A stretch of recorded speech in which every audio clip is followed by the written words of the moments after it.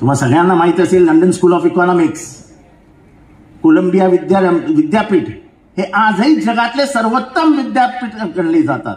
त्या कोलंबिया विद्यापीठामध्ये आजही लिहिलेलं आहे the most intelligent student which we ever had till नाव भीमराव रामजी आंबेडकर.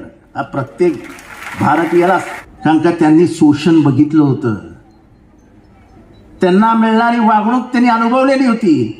आणि माझ्या पुढच्या समाजाला, माझ्या पुढच्या ओबीसीला, माझ्या पुढच्या मागासवर्गीयाला हे परत कधी मिळू नये बघायला म्हणून त्यांनी संविधान दिलं. आणि ते संविधान अंमलात आणण्याचं काम पहिल्यांदा जर कोणी केलं असेल तर ते पंडित जवाहरलाल नेहरूंनी. हा इतिहास बदलला जातोय. या नवीन भारताचा खरा निर्माता कोण असेल तर ते जवाहरलाल नेहरू होते. ज्या देशामध्ये पिन बनत नव्हती त्या देशामध्ये आज एरोप्लेन बनतंय. त्याचा पाया मजबूत केला. तुम्ही आता 12वीला GNET वगैरे देत असाल ना. IIT ची स्थापना कोणी केली माहिती आहे? कोणीतरी एकट्याने तरी सांगावं यार. स्टडीज ज्याच्यातनं पोरगा बाहेर पडला की पहिलाच पगार त्याचा 10 ते 12-15 लाख रुपये असतो. त्याची स्थापना कोणी केली? हेच दुर्दैव आहे की आपण वाचतच नाही. व्हॉट्सअप आणि व्हॉट्सअप वेळेवर येणार मोदींनी केली आणि तुम्ही विश्वास ठेवणार. त्याचीही स्थापना जवाहरलाल नेहरूंनी केली. All India institute of medical science Jawaharlal Nehru, Bhabha atomic research centre Jawaharlal Nehru. या देशातल्या पायाभूत मूलभूत सुविधा ज्यांनी या देशाला दिला, ॲटॉमिक एनर्जी, हे पहिल्यांदा कोणी आणलं? जवाहरलाल नेहरू.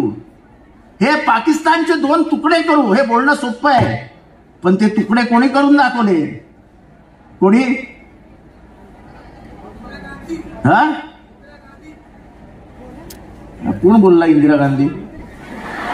जेव्हा अमेरिकेने दबाव टाकला तेव्हा ह्या आपल्या रणरागिणीने अमेरिकेला सांगितलं होतं तुम्ही अत्याचार सहन करू शकत असाल, मी अत्याचार सहन करू शकत नाही आणि बघू शकत नाही. ज्यांचे अत्याचार होतोय त्यांना मी त्या अत्याचारातनं मार्ग करून देते, मी युद्ध करते आणि त्यांना बाहेर काढते. तिने पाकिस्तानशी युद्ध केलं आणि पाकिस्तानचे 2 तुकडे करून टाकले. हे नुसतं बोलून चालत नाही. पाकिस्तान पाकिस्तान पाकिस्तान मतं मिळवण्यासाठी हिंमत दाखवावी लागते.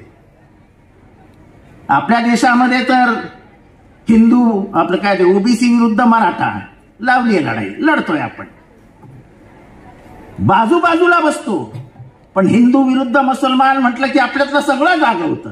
अरे बंद करा, आपण सगळे भारतीय आहोत.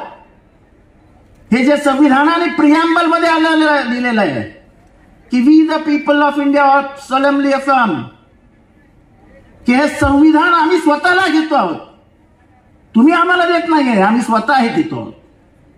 त्याच्यातली बंधुत्वाची जी भावना आहे ती आपण कधी स्वीकारणार? ज्या दिवशी ही लोकशाही खेचली जाईल तेव्हा मलाही बोलता येणार नाही आणि तुम्हालाही ऐकता येणार नाही. जा हिटलरचं पुस्तक वाचा. त्यांना दूर केलं पाहिजे. धर्मद्वेषाचं राजकारण, जात द्वेषाचं राजकारण हे कोणाच्याही हिताचं नाही, कोणाच्याही हिताचं नाही. मी कोविड जवळनं बघितलंय, मरता मरता वाचलोय. पण मी तुम्हाला खरं सांगतो, कोविडमध्ये प्रेत कोणाच्या खांद्यावरनं गेलं हे घरच्यांनाही माहित नव्हतं.